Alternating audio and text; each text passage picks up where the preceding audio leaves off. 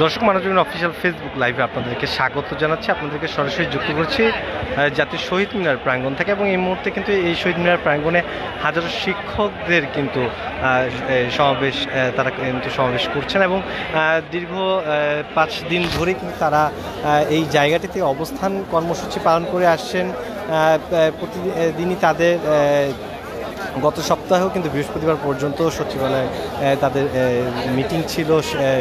সচিবালয়ে সেখানে শিক্ষা উপদেষ্টা ছিলেন, সচিবরা ছিলেন, এবং কিন্তু সবশেষে কিন্তু শিক্ষকদের যে 3 দফা দাবি, যেই তাদের বেতন ভাতা বৃদ্ধির যে দাবি, সে দাবি কিন্তু পুরোপুরি পূরণ না হওয়ায় কিন্তু তাদের অবস্থান কর্মসূচি কিন্তু শিক্ষকরা চালিয়ে যাচ্ছেন। এবং এই মুহূর্তে কিন্তু হাজারো শিক্ষকরা কিন্তু এখানে রয়েছেন।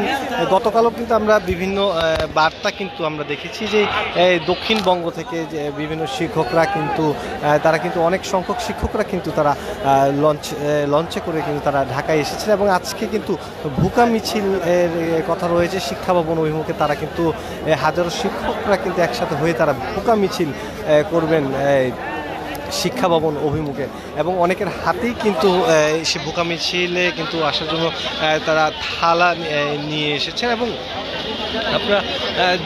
আপনাদেরকে যদি দেখাই যে তাদের হাতে কিন্তু অনেকেই কিন্তু থালা, এবং এই গতকালও কিন্তু এমনটি বার্তা কিন্তু দিচ্ছিলেন শিক্ষকরা যে থালা হাতে নিয়ে তারা কিন্তু এই ভুকা মিছিলটি করবে, এবং শিক্ষা ভবন অভিমুখে কিন্তু তারা এই মিছিলের কথা কিন্তু বলছেন। এবং এই মুহূর্তে কিন্তু হাজারো শিক্ষকরা কিন্তু এই জায়গাটিতে কিন্তু উপস্থিত রয়েছেন।